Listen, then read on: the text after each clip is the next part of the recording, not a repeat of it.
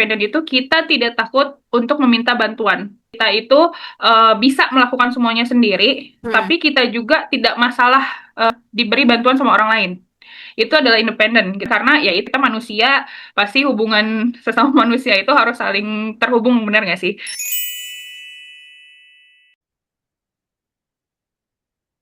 Oke, halo Kak. Halo Kak. Halo Kak Anjani. Gimana kabarnya hari ini Kak? Alhamdulillah sehat banget. Kak Salwa gimana nih kabarnya? Alhamdulillah ya, sehat juga.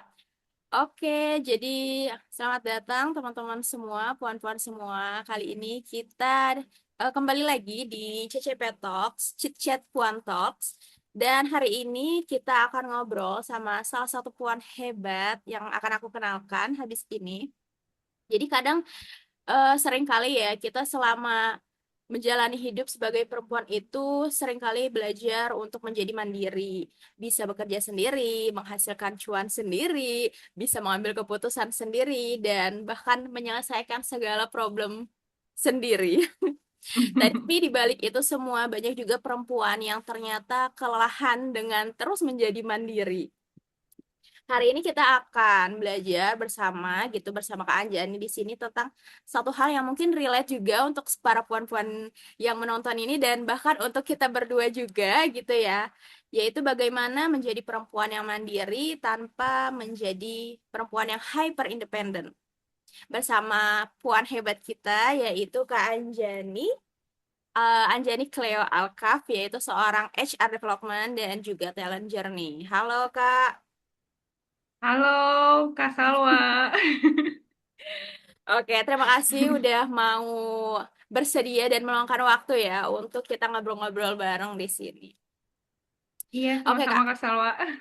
Aku pengen kamu mendeskripsikan satu kata yang menggambarkan kamu itu adalah seorang perempuan yang dan disertai kenapa kamu memilih satu kata tersebut untuk mendeskripsikan dirimu.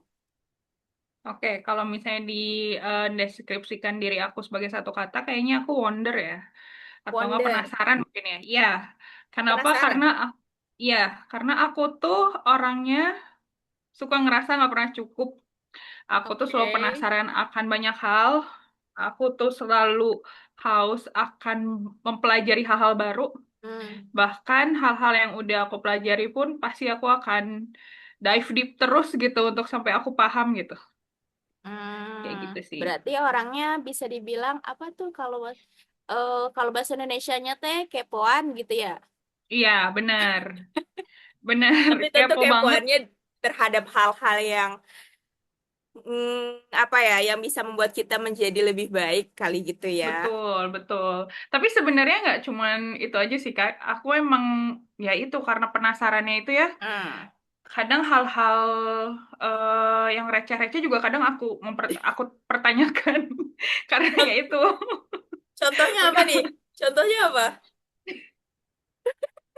Kenapa? Sebenarnya Oh, ada beberapa yang konyol-konyol sih ya. Ada beberapa yang ah, konyol-konyol. nggak apa-apa, itu Jadi butuh ya. iya, Mm-mm. maksudnya cuman kayak ya itu kalau misalnya bahasanya tuh kayak selalu ingin tahu bagaimana dunia berjalan Bekerja, gitu. bekerja. Ya, Ya. ya itu. Setuju, setuju. Tapi itu ya, itu jadi menarik dan mungkin ini juga menjadi bekal kamu dalam menentukan atau mengambil keputusan mungkin di dunia profesional juga gitu kan ya. Nah, boleh Ya. nggak sih Kak coba ceritakan sedikit gitu ya. Kamu kan sudah kurang lebih berapa lama ya di bidang psikolog ya, sebagai HR juga gitu. Berapa berapa lama dan juga perjalanan kamu gitu dalam menekuni bidang psikolog, pengembangan diri dan juga karir gitu. Boleh silakan Kak. Oke, eh, mungkin dari perkenalan dulu kali ya. Halo teman-teman semuanya, perkenalkan aku Anjani. eh Sebenarnya aku tuh emang seneng banget belajar di bidang psikologi ya. Terus juga kalau misalnya jadi HR itu aku kayaknya udah hampir 9 tahun, udah lama Wow, banget. Udah lama wow. banget gitu kan. Tapi justru dari HR itu aku jadi lebih paham mengenai mempelajari yaitulah cara bekerja manusia gitu ya. Hmm. Terus juga aku jadi mempelajari development gitu kan. Jadi sebenarnya tuh nggak cuman di pendidikan aku aja yang jurusan psikologi, tapi aku juga jadi kayak lebih banyak dan lebih mendevelop diri aku sendiri dari Hmm. pekerjaan aku sih. Kayak gitu. Hmm, oke. Jadi kamu kayak tadi ya yang rasa penasaran itu penasaran bagaimana dunia bekerja dan juga penasaran bagaimana manusia bekerja. Iya, justru itu salah satu yang buat aku tertarik sama psikologi di awalnya. Hmm. Kalau misalnya kalau orang mempertanyakan ya kenapa masuk psikologi atau suka psikologi, aku tuh suka banget sama manusia, Kak. Maksudnya, dan aku tuh apa sih? Aku tuh apa ya, mesmerize kali ya sama otak manusia tuh, maksudnya Ya. otak yang yang nggak Hmm. terlalu besar itu, tapi beneran Oke. bisa mengendalikan tubuh Hmm. kita, bahkan kita bisa buat reality baru dengan hal-hal atau hal-hal yang kita pelajari terus menerus gitu. Jadi buat aku itu sangat ya itu mesmerize buat aku sih. Jadi Hmm. aku sangat menyukai psikologi gara-gara itu. Menarik ya tadi ngebahas kayak otak dan mungkin juga ada kan ilmunya sendiri ya kayak tentang neuroscience ya. Dan Iya, kalau boleh betul, tahu betul. backgroundmu berhubungan nggak sih sama itu juga gitu atau ilmu yang sudah kamu pelajari di kamu udah S1 Berhubungan. dan juga udah S2 juga gitu kan? Apa namanya Sebenarnya teknologi berhubungan hubungannya banget Kak? Kak, karena kan aku emang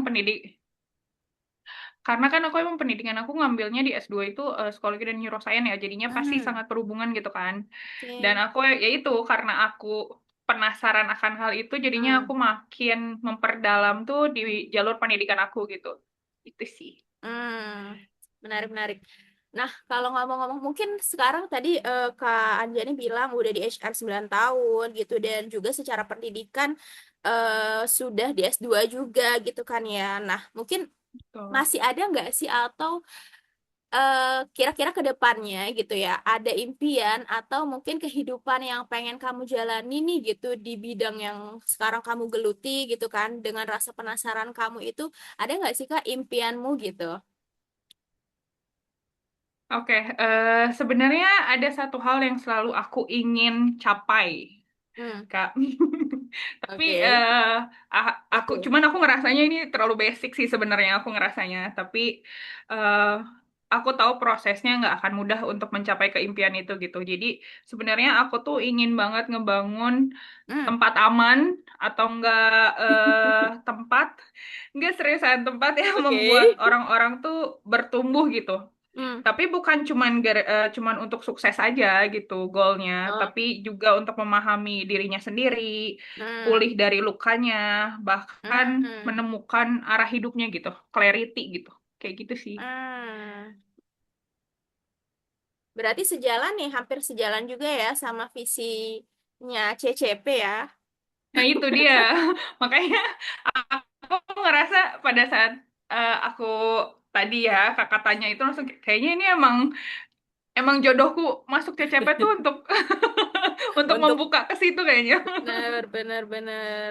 Untuk merimain lagi juga kali ya. Mungkin mimpi itu pernah Oh, ada dulu, terus mungkin sempat terpendam dan akhirnya ketemu CCP bisa menumbuhkan lagi, bahkan menjadi itu menjadi sesuatu hal yang mungkin untuk di apa namanya diperjuangkan dan dijalankan gitu ya.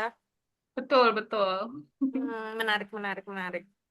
Em, Terus Kak, apa ya? Aku pengen tanya, mungkin kamu punya suatu buku yang rekomendasi untuk bisa ke teman-teman puan semua nih dan dari di antara buku-buku yang sudah pernah kamu baca gitu dan kenapa kamu memilih satu buku ini gitu dan ya alasannya gitu.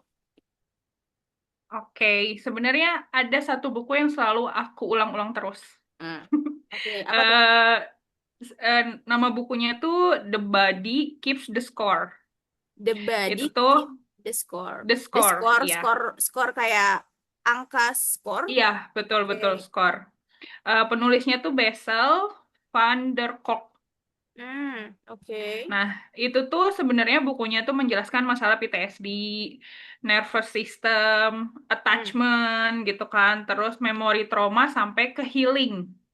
Oke. Cara healingnya bahkan ada studi bandingnya pada saat healing tuh perubahan cara pandang mereka dan segala macam. Jadi buat aku sih ya itu balik lagi ya karena aku suka cara otak. Bayangin dari sebelum kena trauma PTSD dan segala macam Hmm. sampai akhirnya dijelaskan pada saat sudah mendapatkan trauma itu nervous system kita bagaimana gitu kan sampai berhubungan ke attachment kita sampai ke memori sampai akhirnya yaitu setelah healing perubahan itu tuh pemikiran kita sangat berbeda gitu. Jadi aku sangat menyukai sih buku itu. Aku ada dua hal nih yang aku dapat tadi ya dari yang kamu ngomongin kenapa mimpimu menjadi untuk menciptakan safe place ya ruang aman gitu Mm-mm. ya. Untuk salah satunya adalah untuk menjadi pulih. Mm-mm. Kemudian di buku tadi kamu juga kayak ada kata-kata yang aku tangkap itu ada tentang healing. Iya, I think itu sama ya, satu berkorelasi gitu.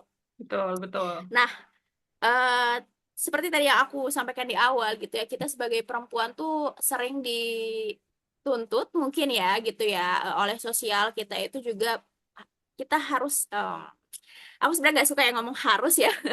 Kita dituntut untuk menjadi mandiri gitu. Betul, Nah, cuman banyak juga yang ternyata malah jadi over, kayak itu yang disebut jadi hyper independent gitu. betul, betul. Nah, apakah sebenarnya di hyper independent ini tuh itu adalah sebuah trauma sendiri atau sebenarnya itu apa ya? Itu jadi hal yang akhirnya mungkin itu survival mode atau seperti apa? Yang akhirnya itu jadi sadar nggak sadar gitu. Yang tadinya mau ya udah aku independen gitu, tapi ternyata akhirnya menjadi hyper independent gitu. Nah, itu bisa nggak sih kamu jelaskan gitu tentang si independent hyper independent ini sebenarnya gimana sih bedanya gitu? Boleh, boleh, boleh. Mungkin aku mulai akan dari independen dulu ya. Oke.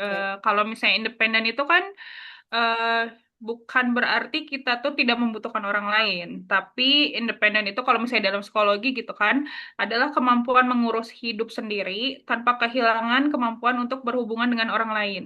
Itu Hmm. adalah independen. Hmm. Jadi artinya tuh kita tetap bisa ngambil keputusan sendiri, bertanggung jawab bertanggung jawab pada diri sendiri, menghasilkan uang gitu kan, bahkan mengatur emosi diri kita sendiri.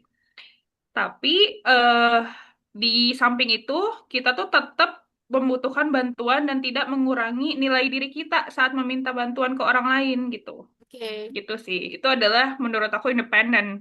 Tapi kalau Oke. misalnya hyper independen Hmm. itu sebenarnya coping mechanism kalau Oke.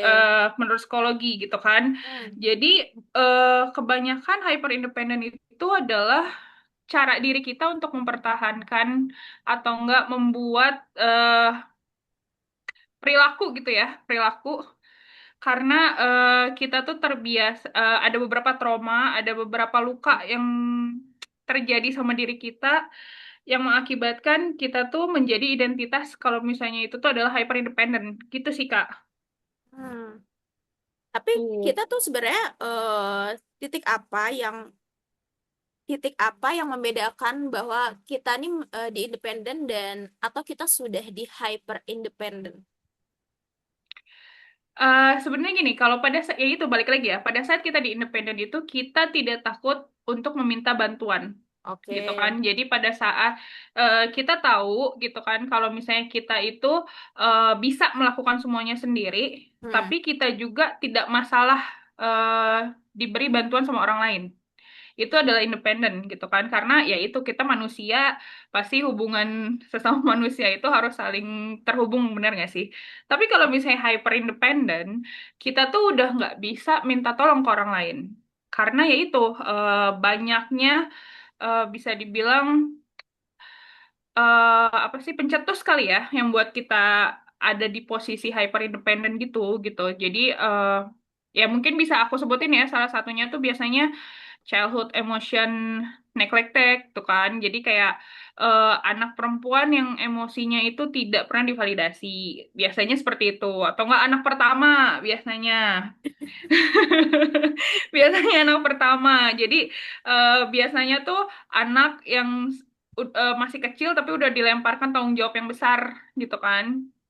Dan pada saat dia meminta pertolongan atau nggak Hmm. pada saat dia membutuhkan orang dewasanya tuh tidak responsif. Terus juga bahkan emosinya pun jadi tidak diproses, yang mengakibatkan dia jadi punya belief, ah, kayaknya aku emang harus tersendiri deh. Kayaknya aku emang nggak boleh minta tolong. Itu salah satunya. Terus ada juga biasanya parentification. Nah, itu tuh biasanya anak yang dipaksa jadi orang dewasa Oh. terlalu cepat.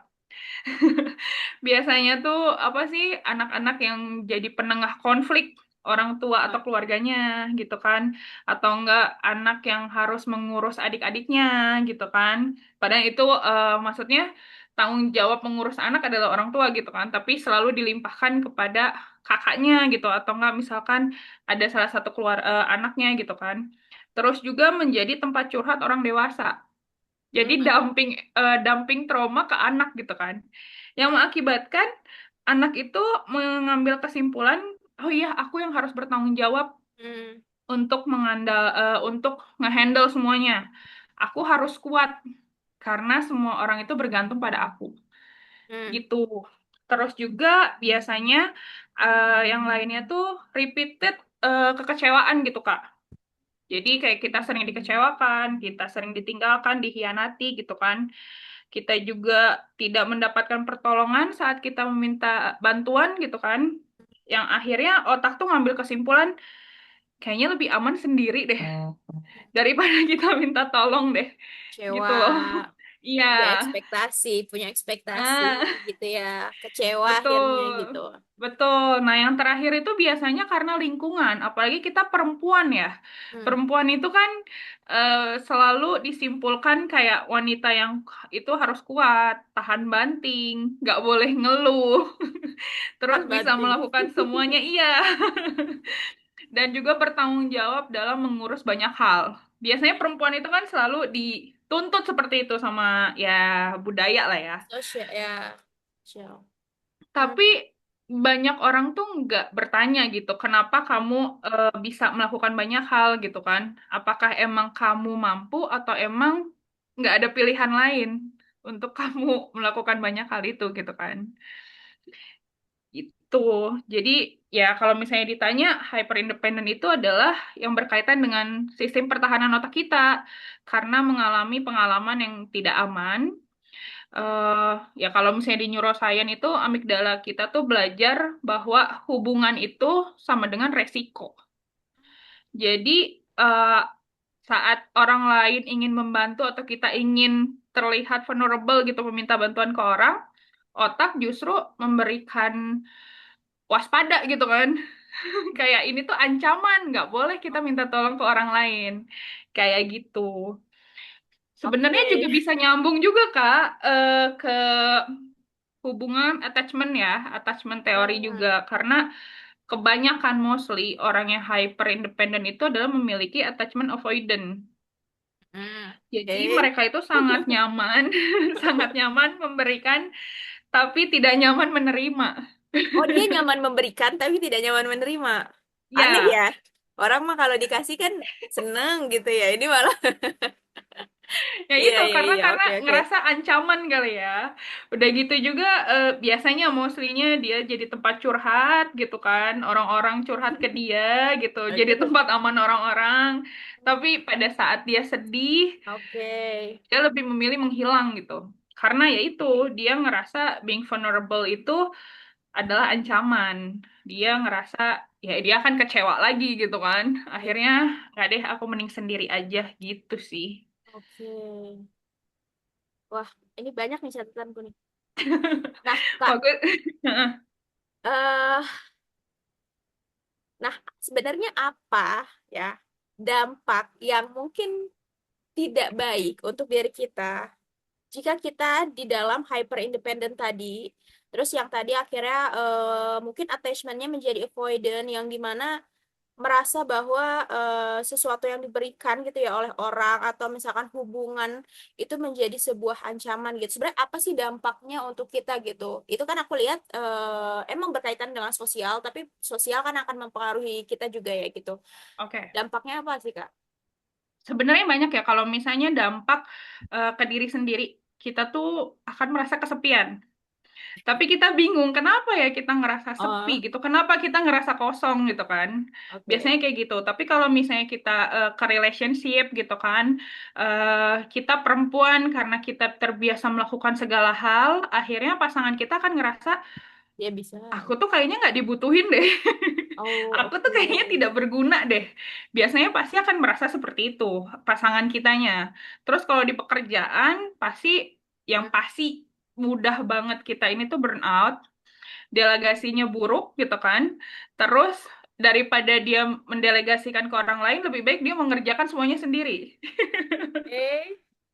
Sebenarnya kayak gitu. Terus kalau misalnya ke keluarga, Oke. biasanya jadi eh, anak perempuan yang kuat.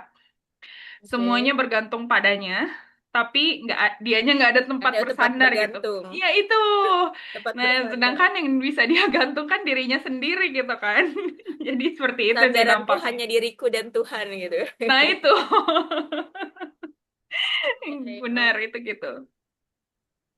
Ternyata banyak ya ngefeknya kemana-mana gitu. Tadi ada ke hubungan mungkin yang ke pasangan ya kan. Terus ke Oh, kerjaan pun ternyata juga betul. berefek gitu ya. Dan ke keluarga gitu. Betul, betul. Nah, oke, nah sebenarnya mungkin aku mencoba mencoba merasakan juga ya bagaimana sih mungkin seseorang itu sulit ya untuk menerima sebuah kebaikan atau rasanya tuh sebagai sebuah ancaman gitu dan juga sulit untuk meminta tolong Betul. ya kan karena mungkin bagi sebagian orang ya tadi kayak ketika kita meminta tolong rasanya kita kayak lemah banget gitu Beban, benar gak sih? beban gitu Eh, yang mungkin biasanya tuh bisa aku apa sih namanya biasanya ngerasanya tuh kayak aku bisa sendiri terus kan ketika kita minta tolong kayak terus berarti aku lemah dong gitu kan Iya, mungkin betul-betul. mungkin bisa nggak sih kamu jelaskan sedikit maksudnya itu seperti apa sih si cara tubuh kita bekerja gitu maksudnya kan kayak ya udah minta tolong aja gitu tapi gak segampang itu gitu untuk bagi sebagian orang termasuk mungkin kita berdua juga pernah merasakan itu kan Kak gitu Banget, ya. banget. Relate Dengan banget. background kita lingkungan Ya, kemudian terus kita sebagai anak perempuan pertama gitu. betul, Ya kayak sebenarnya betul. seperti apa sih sistem tubuh kita bekerja gitu mungkin kamu bisa jelasin juga kayak neuroscience-nya seperti apa gitu atau psikolognya seperti apa. Oke, oke. Sebenarnya tuh orang-orang pasti akan mikir kan hyper independent itu yang mereka inginkan adalah kemandirian ya. Tapi Oke. sebenarnya karena otak kita itu yaitu yang tadi di awal itu amigdala tuh buat kita kalau misalnya kita terlihat lemah, kita minta tolong ke orang lain itu adalah kesalahan gitu kan, ancaman gitu kan. Tapi sebenarnya hyper independent itu bukan mencari kemandirian atau kekuatan, tapi mereka itu mencari kontrol. Oke. Karena kontrol itu memberikan ilusi keamanan. Kita jadi Oh, ngerasa I aman. see, I see, I see, I Gitu loh, see. Kak.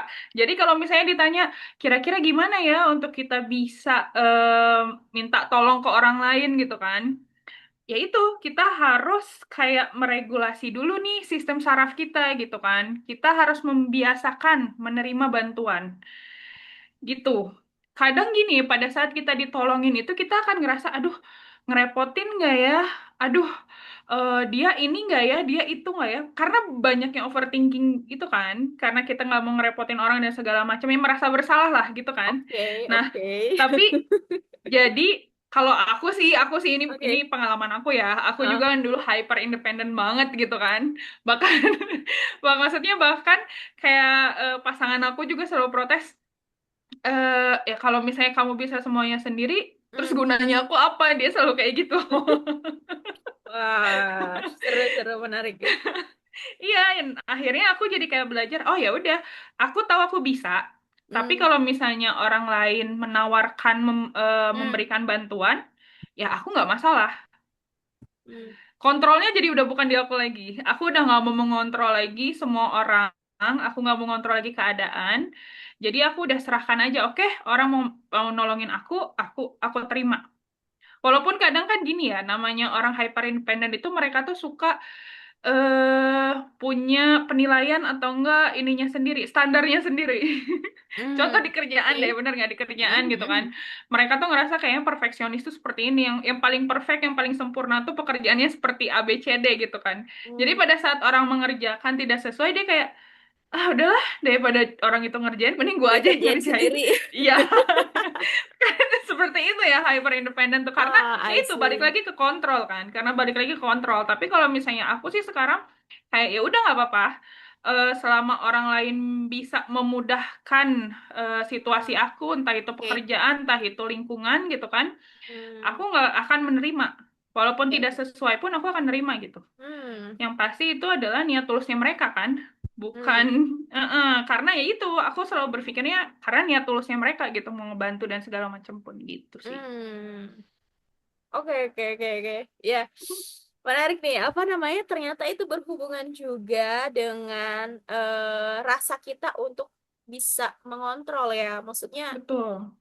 kan kalau semuanya bisa gue kerjain sendiri, gue tahu nih standarnya seperti apa, bagusnya seperti Betul. apa. Sedangkan kalau sama orang, kita tidak tahu bagaimana hasilnya gitu Nah, kan. hasilnya kayak gimana segala Terus macem. juga si kontrol ini ternyata berhubungan sama keamanan tadi kan yang kamu Betul. bilang ya bahwa ya emang sih manusia sukanya tuh kan di zona yang menurut dia tuh kayak aman dan gak suka nih dengan asing gitu. Jadi kalau misalkan itu dikerjakan sama orang lain kayak aduh kayak itu nanti jadi buram kan, jadi nggak tahu Nah, itu. hasilnya balik lagi ke situ kan.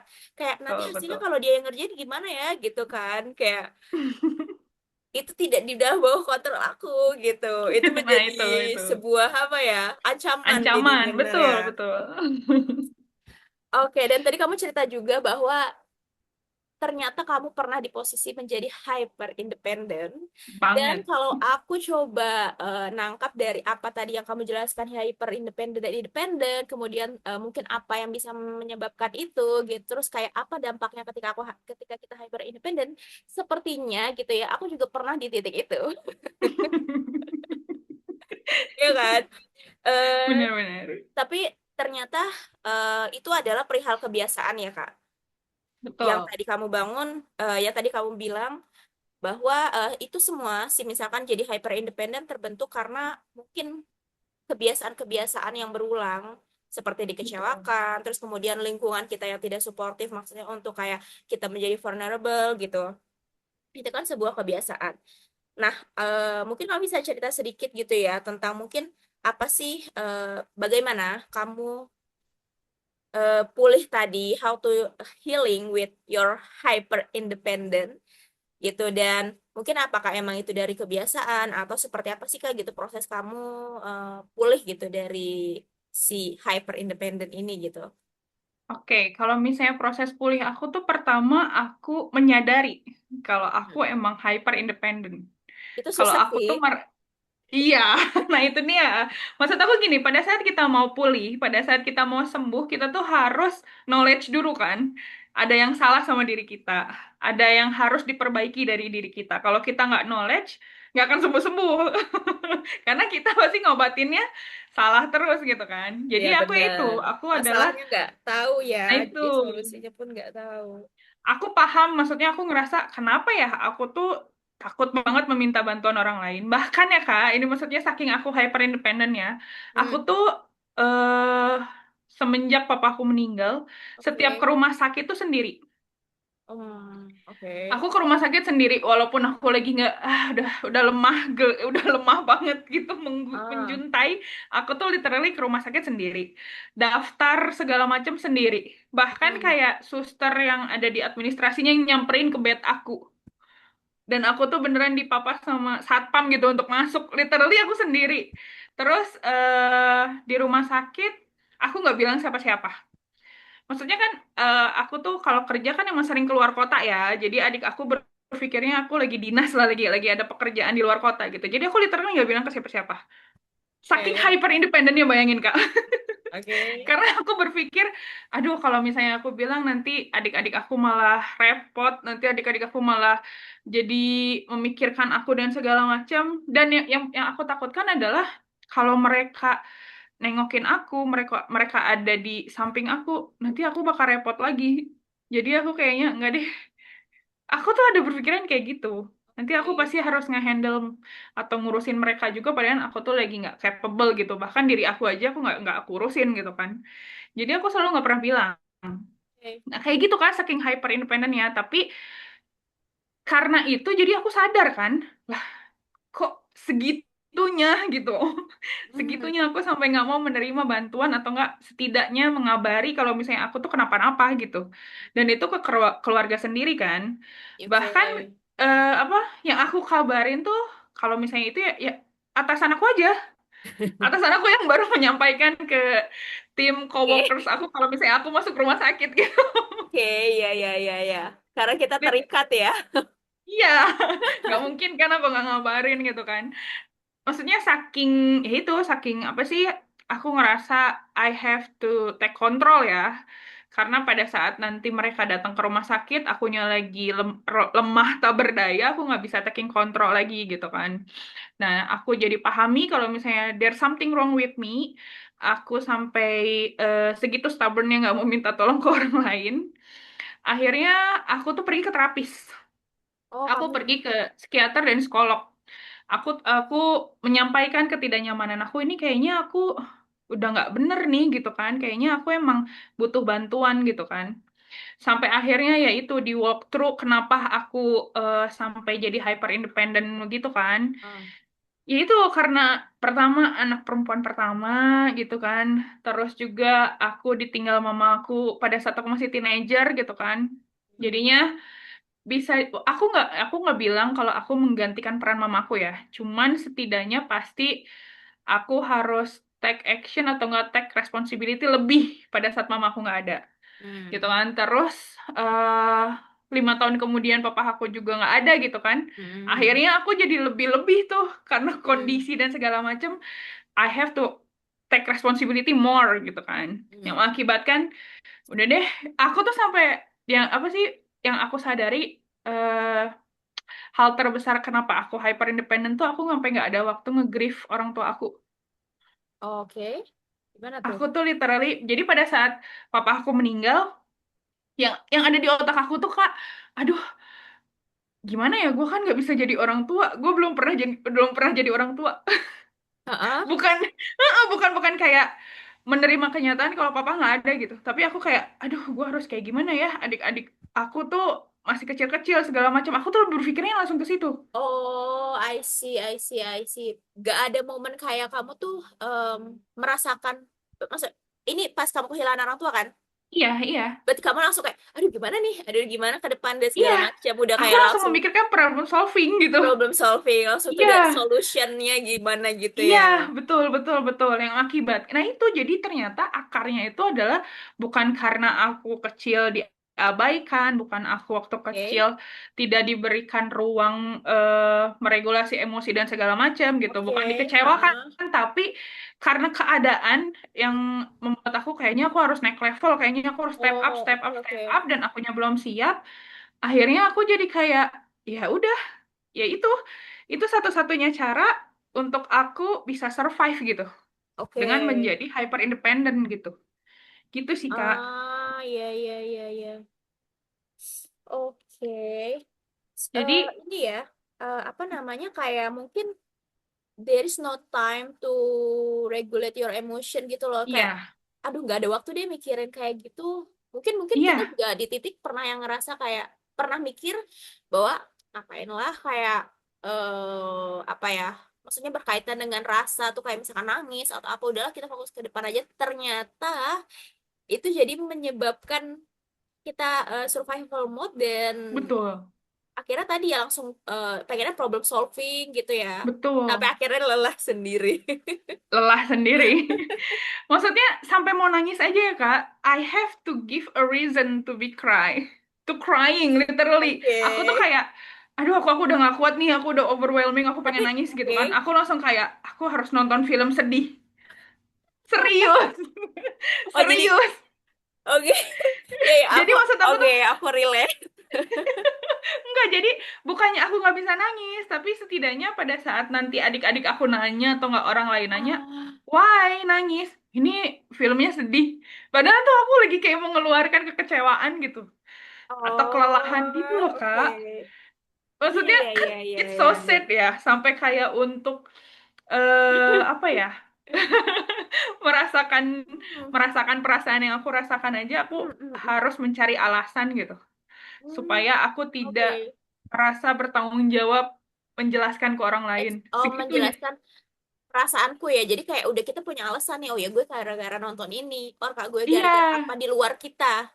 betul. Kalau nggak kayak aku lagi baca buku, padahal bukunya tuh nggak sedih, kayak buku berat banget. Kayak Tapi aku kamu lagi bisa baca nangis. filsuf, iya. Kayak aku lagi baca buku filsafat, tapi aku nangis gitu kan. Kayak aku udah, iya ini soalnya aku nggak nyampe pikirannya. Aku alasannya kayak gitu. Aku kok kayak nggak Oke. paham kak, kayak gitu loh kak. Padahal kan nggak semua orang paham dengan buku yang aku baca gitu kan. Aku selalu merasa kayak gitu ya. Cuman itu Hmm. I have to give a reason to cry. Hmm. Hmm, hmm, hmm, hmm. Oke, oke. Ini ya, ternyata juga bukan hanya dari apa ya, mungkin ada kita punya trauma dan segala macam, tapi juga kita nggak ada space tadi ya untuk mengekspresikan gitu. Dan Betul, aku lihat tadi perjalananmu itu kan kamu sempat ke terapis. Sebenarnya itu kan juga salah satu jeda yang kamu berikan untuk kayak aku oke aku step step back dulu. Aku coba apa namanya kenapa mengenali lagi ya, maksudnya kayak acknowledge tadi gitu. Kok apa aku ngerasain kayak gini, kenapa gitu yang betul. biasanya mungkin kamu hari-hari kayak udahlah lanjut terus besok gimana solusi apa dan segala macam akhirnya dengan kelelahan itu kamu jeda Iya, dengan kamu betul. mungkin kayak ke terapis gitu ya tapi Mm-mm. aku tadi relate juga sama eh apa ya aku juga dulu ya kayak itu juga Mm-mm. sempat yang sulit untuk cerita ke orang Oke. yang dimana cerita ke orang itu adalah sebuah aduh nanti kalau aku cerita jadi beban buat orang gitu Nah, benar-benar. orang udah punya masalahnya masing-masing gitu nih aku tambahin lagi gitu kan kayak aku punya pemikiran itu dan emang itu beneran ada gitu pemikiran seperti itu tuh beneran ada juga gitu ya terus akhirnya di titik apa ya aku mulai menyadari bahwa kayak aku nggak bisa deh kayak gini-gini terus maksudnya ya kayaknya ini aku yang tersiksa sendiri gitu akhirnya waktu itu aku juga memutuskan untuk pertama kalinya kayak nyoba ke psikolog Waktu itu kan nyoba terus kayak aku jadi punya pemikiran kayak orang bilang stigma gitu ya untuk kayak kita ke psikolog atau kayak kita butuh bantuan Betul, gitu ternyata itu apa namanya itu menjadi sesuatu yang dibutuhkan emang gitu apalagi di betul. dunia sekarang yang serba cepat gitu ya serba serba serbi gas-gas segala macam kita ternyata butuh jeda untuk kayak gitu ngobrol sama diri sendiri gitu ya atau bisa Betul, melalui betul. psikolog. Nah, Kak, mungkin apa sih ya kira-kira kok hal konkret kali ya selain daripada yang tadi kamu jelasin. Tadi sebenarnya udah dijelasin sih mungkin kayak menyadari dulu gitu. Tapi aku yakin itu tidak mudah untuk bilang menyadari dulu. Bahkan kita juga nggak sadar kalau kita itu di titik itu gitu. Mungkin sampai ngerasain dampak dampak yang nggak bagus nih untuk diri gitu. Mm-mm, mm-mm. Apa namanya? Bisa nggak sih kamu konkret lagi gitu? Mungkin step-step apa yang kira-kira bisa teman-teman lakukan nih gitu? Yang bisa memulihkan dirinya menjadi mandiri, menjadi independen gitu dan Oke, oke. bisa menjaga untuk kan itu bisa berubah lagi ya mungkin tapi kayak bagaimana Pasti. untuk bisa apa ya menjaga diri kita itu di independen itu gitu. Oke. Sebenarnya aku mau ngejelasin dulu gini. Sebenarnya lawan kata dari hyper independent tuh apa? Tahu nggak sih, Kak? Ah menarik tuh apa tuh Pasti orang akan mikirnya dependent ya. Orang pasti akan dependen orang pasti akan berpikirnya dependent, bergantung, oke tapi enggak. Sebenarnya lawan oh katanya adalah interdependent. inter oke Iya, oke oke pernah denger deh ha gimana tuh kak pasti. Nah, jadi interdependent itu suka disalahartikan menjadi kayak kita saling bergantung satu sama lain. Tapi yang oke sebenarnya itu adalah interdependent itu adalah kedewasaan dalam psikologi bahwa kita itu memahami relasi. oke Heeh. Jadi kayak interdependent itu kayak aku mampu berdiri di atas kakiku sendiri, Ah, tapi aku juga cukup aman untuk berjalan oke berdampingan dengan orang lain. Ya, ya, ya, oke. Iya, Heeh. dan aku berdampingan dengan orang lain itu aku tidak kehilangan identitas aku, kemampuan aku mengambil keputusan, bahkan kayak tanggung jawab terhadap hidupku gitu. Karena Oh, kalau kita bergantung, kita pasti akan menyerahkan semuanya ke orang lain itu kan. Kayak oke. kamu harus ngambil keputusan segala macam, benar nggak sih? Tapi enggak, Iya, iya. kalau interdependen itu adalah kita saling memahami kalau misalnya manusia itu suatu saat pasti akan butuh bantuan gitu. Nah, sebenarnya ada tiga pilar interdependen itu. Oke. Sebenarnya ya, Kak. Oke, boleh dong. Spill nih, Kak. Sebenarnya yang pertama itu adalah otonomi. Jadi otonomi itu sebenarnya Otonom. bisa dijelaskan kayak aku mampu mengatur hidupku sendiri, Ah, namun aku tuh tidak menutup diri dari masukan atau advice orang lain. Gitu. hmm, Terus juga adalah vulnerability. Ini yang pasti hmm, akan sulit ya. hmm. Karena keberanian untuk terlihat rapuh, keberanian untuk berkata, aku tuh sedang tidak baik-baik saja. Keberanian untuk membuka diri, untuk mendapatkan fondasi yang kuat. Ini sebenarnya ada satu sentence yang aku suka sih dari Brand Brown. Dia Oke. tuh ngomong kayak gini, kerentanan itu bukanlah kelemahan, melainkan dasar dari keberanian, koneksi, dan kepercayaan. Oke. Oke, That kepercayaan. I mean that's my salah satu my favorite ya. Oh, oke, oke, oke. Terus Menarik. yang ketiga itu adalah mutuality, timbal balik. Apa-apa? Mutuality, Oh, timbal oke. balik. Jadi kayak itu, interdependen itu kan membutuhkan kepercayaan bahwa Hmm. orang lain itu mampu membantu kita Hmm. tanpa harus kita mengontrol semuanya. Gitu sih.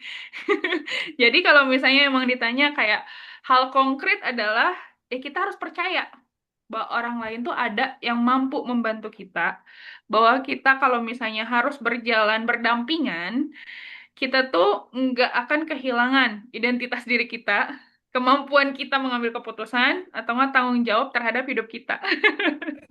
Sebenarnya itu cara menurut aku yang paling konkret ya. Kita harus pahami dulu gitu.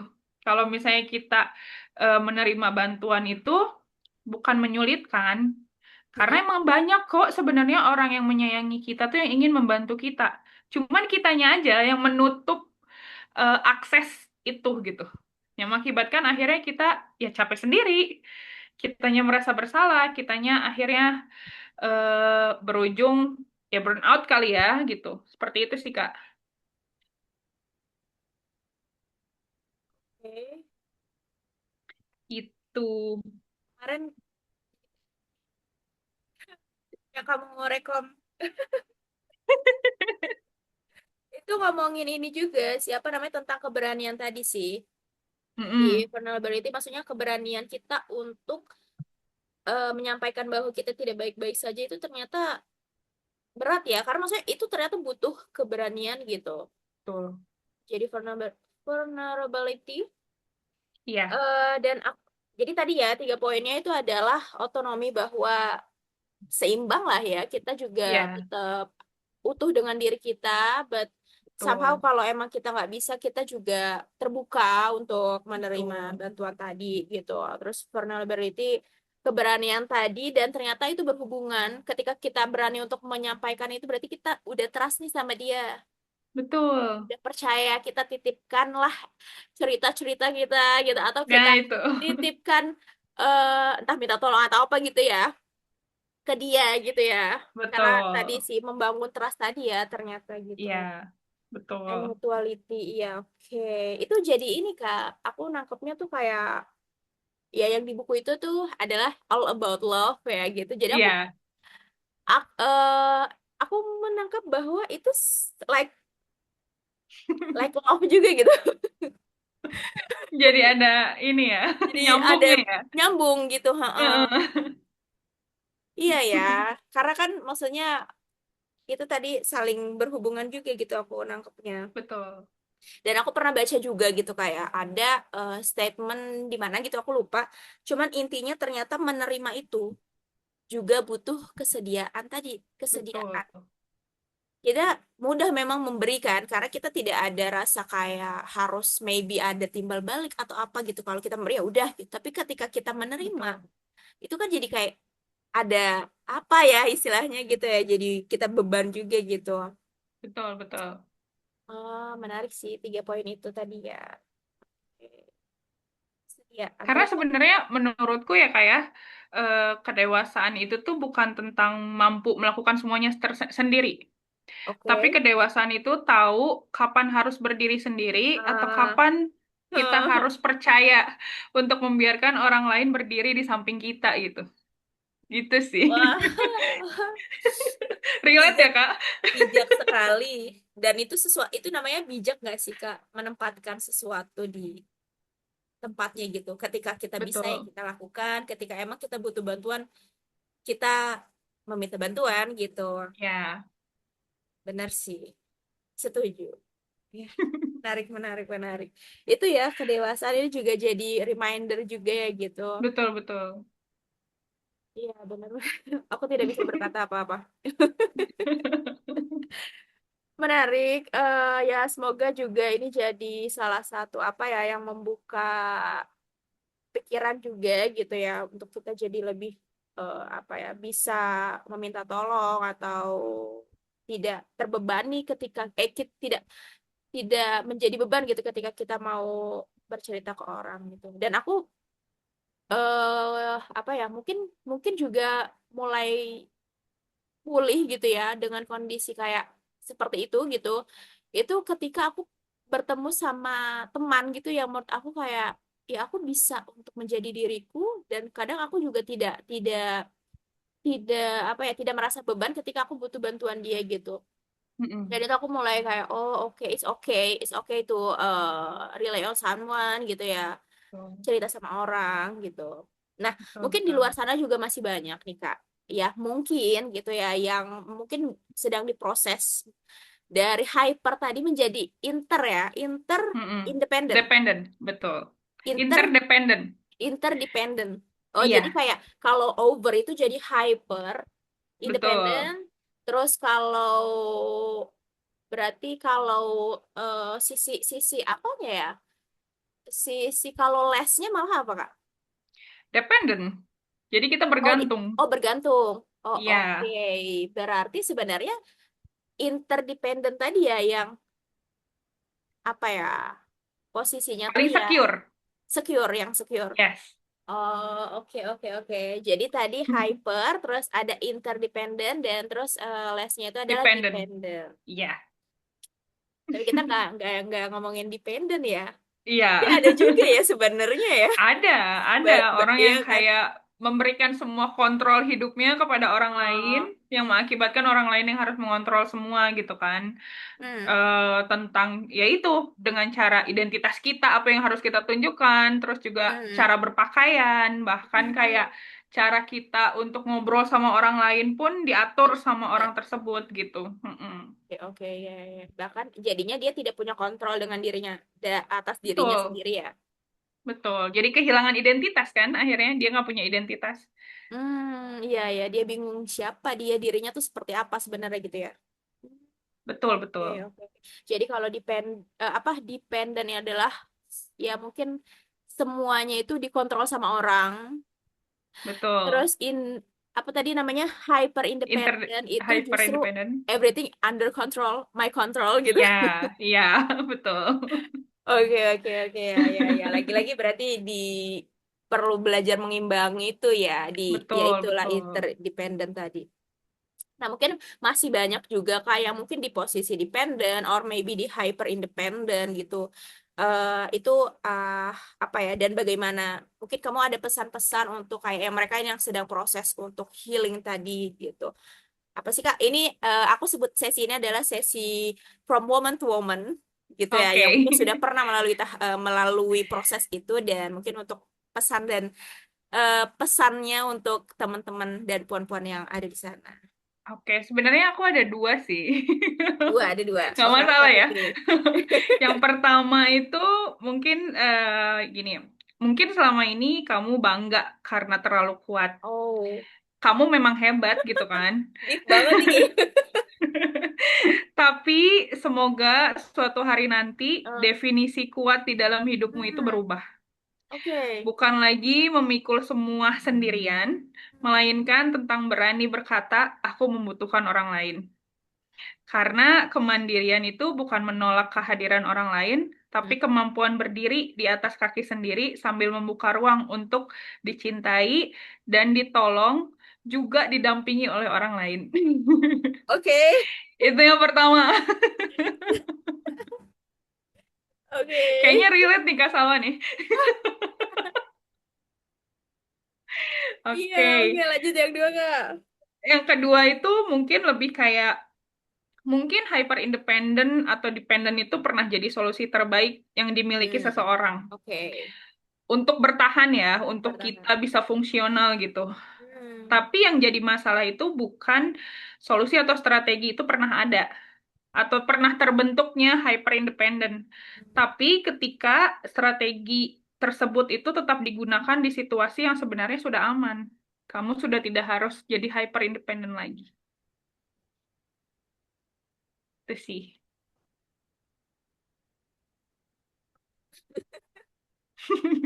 Langsung speechless nih Kak Salwa. Ya, maksudnya, wah itu ya, dua pesan itu ya.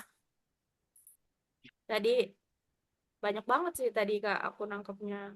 Kadang kita merasa bangga bahwa kita bisa mengatasinya sendiri, ternyata juga itu mungkin tidak selamanya baik gitu ya. Dan kuat bukan Betul, menjadi, dan kuat itu tidak harus memikul semuanya sendiri juga gitu. betul. Hmm. Dan oh tadi ya Kak, yang poin dua adalah mungkin di saat itu kita pernah kondisi yang memang membutuhkan tadi ya survive apa ketika Ya, survival mode itu menjadi hyper independent, dan mungkin ada masanya juga sudah apa ya sudah apa tadi kamu bilang sudah safe sudah iya. dan it's Sebenarnya okay to sudah aman mengganti dan strategi gitu. nah itu. Jadi situasi atau enggak survival mode kita itu enggak harus selalu kita pakai karena kadang situasi itu udah aman, cuman kitanya aja yang ngerasa yang nggak ngerasa aman, Hmm. bukan kondisinya.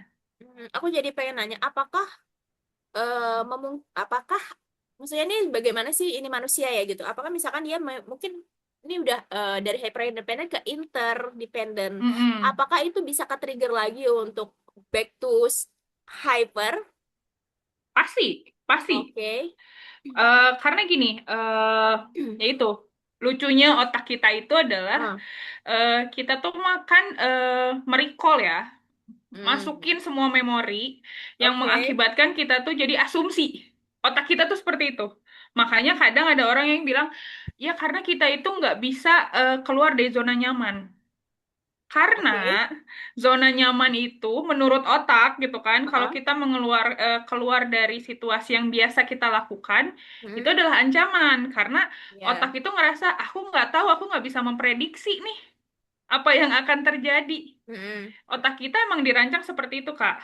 hmm. Jadi, makanya ada beberapa orang yang ngomong kayak gini, lebih baik kita bertahan di luka yang pernah kita rasakan Ya, oke. daripada oleh cinta yang nggak pernah kita Kita tahu. rasa, iya, ya, ya Ya, benar. Yang, ya, benar nggak oke, sih? iya, iya, iya, Heeh. iya.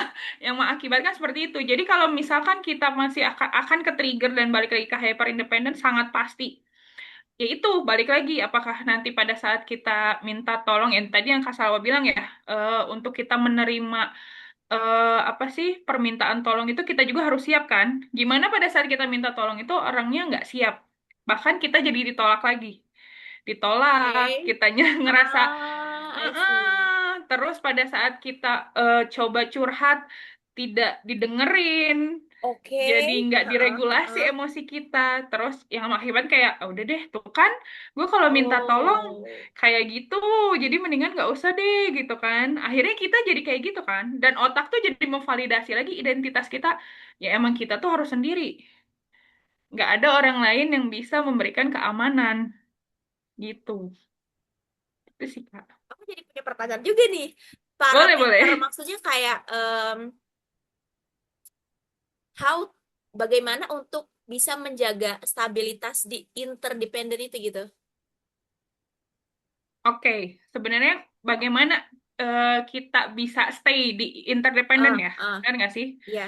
Balik lagi dari kata-kata yang tadi aku bilang, kita tuh paham diri kita mampu, tapi pada Oke, saat kita, oke, pada saat kita membutuhkan bantuan, oke. adalah kita minta tolong ke orang lain, Oh, bukan kita melakukan sendiri. Emang hmm, kita bisa, kita mampu, karena hmm, selama ini juga kita melakukan sendiri kan. ya, Tapi oke. nggak ada salahnya kita buka ruang untuk orang lain membantu kita, Oh, berarti gitu sih. mengimbangi itu ya sebenarnya. Betul, betul.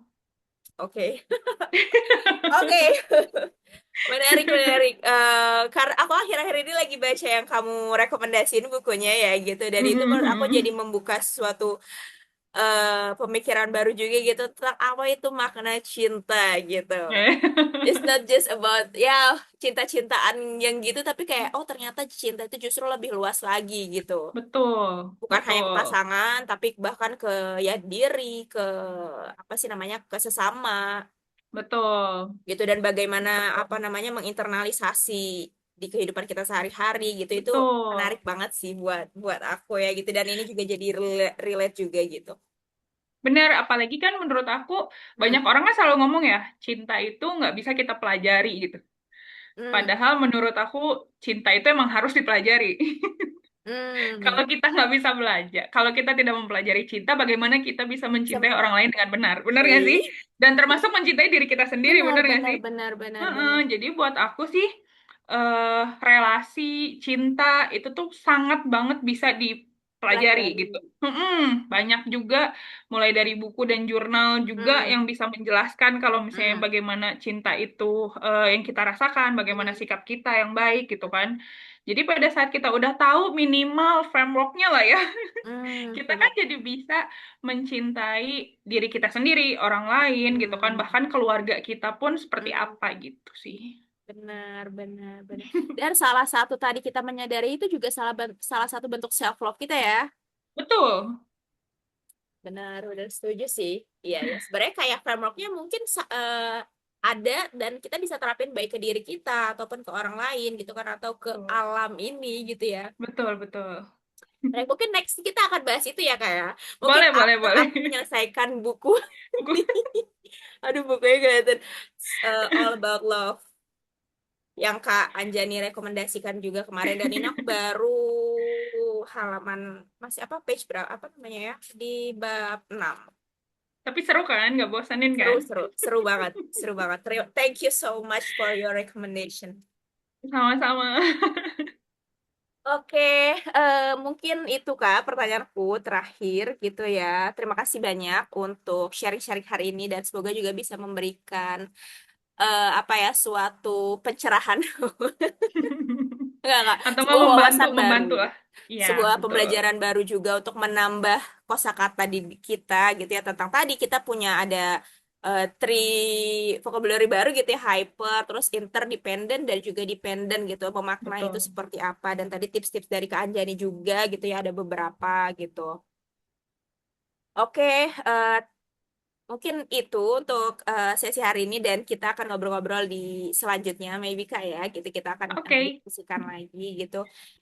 Terima kasih untuk teman-teman semua. Terima kasih untuk Kak Anjani. Semoga sama-sama. diberikan kelancaran untuk apapun itu gitu ya, dalam Amin, amin. proses mengembangkan manusia-manusia, termasuk dirinya juga gitu ya. Dan Amin, semoga amin. bisa semakin besar gitu dampak baik yang diberikan gitu. Dan untuk Amin. teman-teman semua yang sudah menonton video ini sampai akhir, ya, semoga juga teman-teman bisa menjalani proses healing tadi ya, gitu ya, dan Betul. menemukan menemukan caranya sendiri untuk pulih gitu. Oke, Betul. kalau begitu untuk sesi hari ini kita cukupkan. Terima kasih banyak Anjani, dan sampai ketemu teman-teman di Sama-sama. episode selanjutnya. Terima kasih. Sama.